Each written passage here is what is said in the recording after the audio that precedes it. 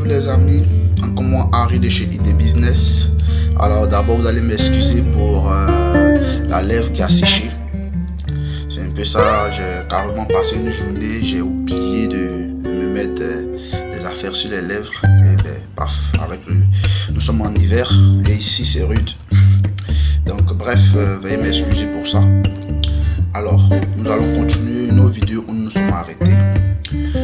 Nous étions dans le secteur 1 qui était le secteur alimentaire et nous avons donné plusieurs idées dans des domaines d'activité dans ce secteur là. Donc il nous restait juste 3 idées à donner. Il nous restait juste 3 secteurs d'activité à élaborer dans ce grand secteur alimentaire. Il nous restait la restauration, la transformation et l'écoulement. Je suis un peu grippé parce que comme j'ai dit, j'ai pris un coup de froid dehors. Alors, nous allons traiter aujourd'hui la restauration. Après ça, après avoir fini de traiter ces 3 idées, nous allons passer au secteur numéro 2 dans nos secteurs primaires qui est le transport. Tout de suite après le générique, on part pour la restauration. Nous allons élaborer tous les idées autour de la restauration. C'est parti.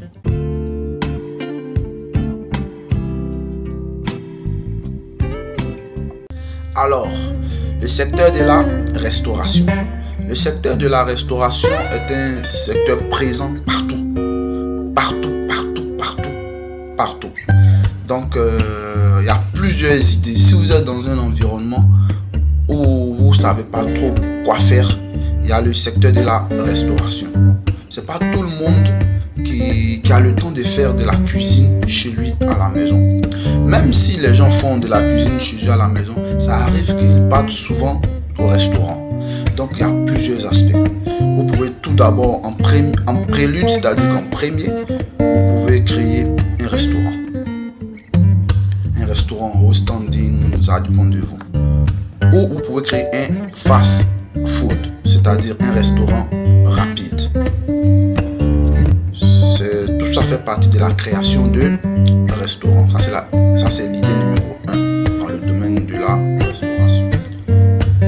Alors, si vous n'avez pas assez de moyens pour créer un restaurant vraiment au standing, vous n'avez pas assez de moyens aussi pour créer un restaurant, un fast food, ou si vous avez de la difficulté à vous poser des questions, est-ce que ce restaurant là va marcher, ça va prendre combien de temps et tout, vous pouvez aussi être un franchisé. Un franchisé, je ne vous l'explique pas, c'est-à-dire vous le savez déjà, mais pour ceux qui ne savent pas, je vais expliquer ça rapidement. Un franchisé, c'est quelqu'un qui profite d'une bannière, c'est-à-dire qu'il y a une marque qui est déjà établie et cette marque là, elle vend sa réputation. Et il y a des clauses, c'est-à-dire que vous portez le nom de cette marque là et vous vendez les produits de cette marque là, mais à votre compte.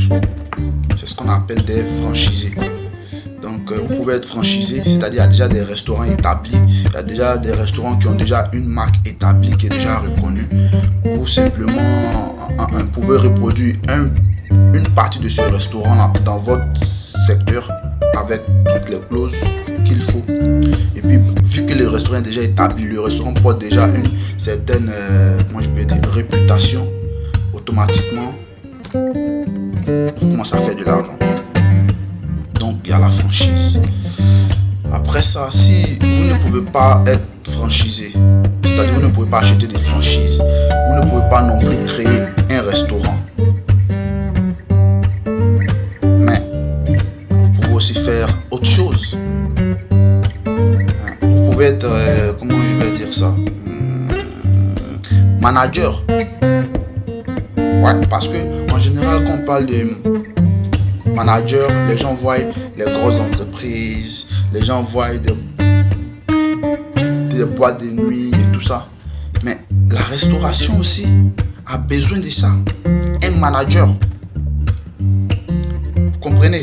C'est-à-dire que votre rôle serait de gérer tout ce qui est réputation du restaurant, tout ce qui est, comment je peux dire ça, tout ce qui est relationnel du restaurant, tout ce qui est réputation relationnelle, et puis tout ce qui est flux de clients du restaurant.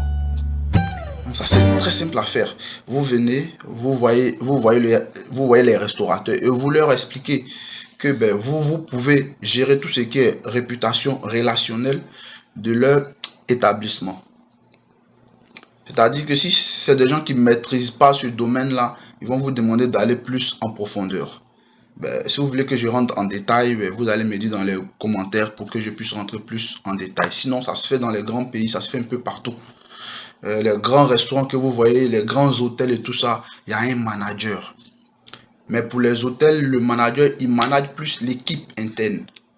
Mais l'extérieur, l'image extérieure, la réputation extérieure, le canal, le flux de clients, il faut trouver un moyen pour pouvoir créer un flux clientèle pour ne plus que les restaurants soient là à se casser la tête. En général, ce flux-là vient en fonction de la réputation pour les restaurations.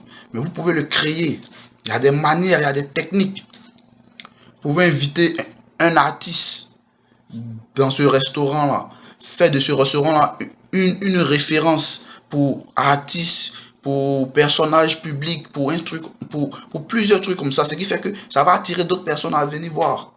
Ah, mais quand je vais manger là-bas, je peux croiser telle personne, je peux voir telle personne.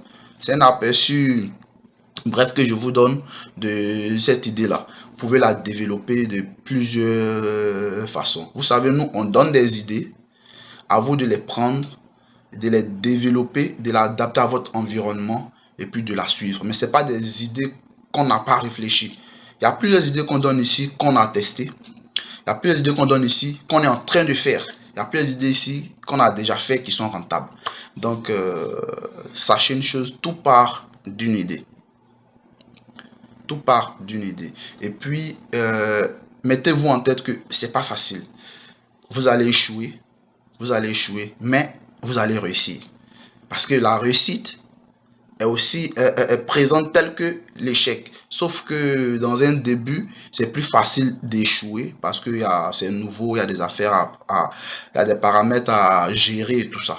Mais sachez une chose, si vous vous donnez, vous allez forcément réussir. Si vous mettez en tête qu'il n'y a rien de facile, mais rien d'impossible, vous allez réussir. Alors, je suis un peu sorti. Je reviens à mon sujet.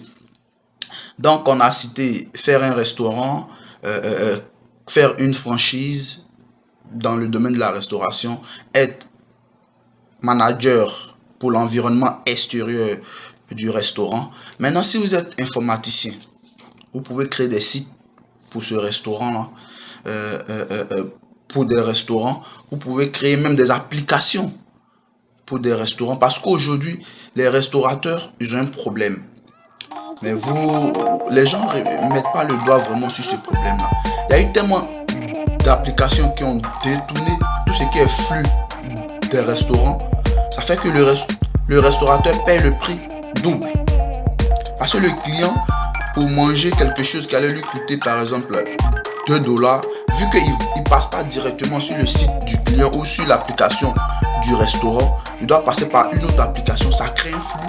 Ce qui fait que le prix auquel le restaurant doit vendre doit être majoré de toutes ces dépenses qui n'ont rien à voir avec le repas lui-même. Ce qui fait que le restaurant est obligé d'augmenter et à partir de ça, il peut perdre un certain nombre de clients. Parce que si tu vois que le truc coûte par exemple $2, puis tu dois l'acheter sur un autre site qui va transmettre ta commande au restaurant, ça te coûte $15, $20, $30, mais souvent ça n'en vaut pas la peine. Donc tu laisses tomber, puis tu te cherches un truc au frigo, puis tu dors. Donc c'est ça, vous pouvez, comme je dis, créer une application pour ce restaurant-là directement. Donc c'est aussi une idée. C'est le domaine digital, site web, application. Vous pouvez être aussi transporteur, c'est-à-dire livreur pour les restaurants. Et donc nous on est dans ce domaine-là. on a une petite compagnie de livraison. Donc c'est un truc aussi qui est vraiment utile pour les restaurateurs, surtout pour les restaurateurs de fast food. Donc vous pouvez être livreur. Il y a quelle autre idée encore? Il y a une idée dont on parle le moins. L'approvisionnement. Vous comprenez? Ça, on parle le moins de cet aspect-là.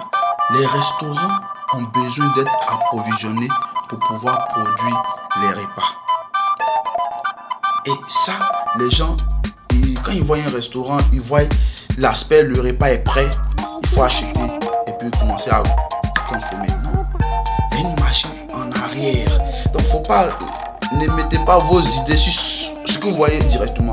Voyez ce que vous essayez de comprendre le mécanisme en arrière.